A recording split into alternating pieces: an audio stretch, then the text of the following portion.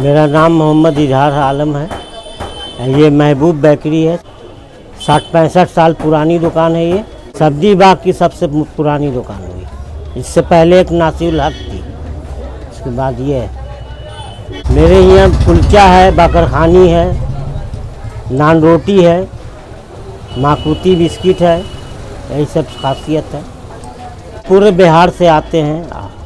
ज़्यादातर माकुती biscuit, kulcha biscuit, बकरखानी यही सब बिकता है। हम जिस गली आए तो उस गली जो है तो यहाँ पर बगल में अंडे की दुकान थी।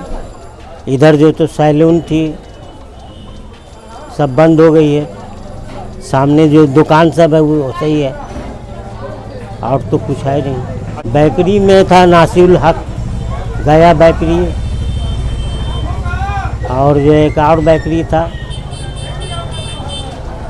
2-3 बेकरी और थी, बस वो सब उतना नामी नहीं था।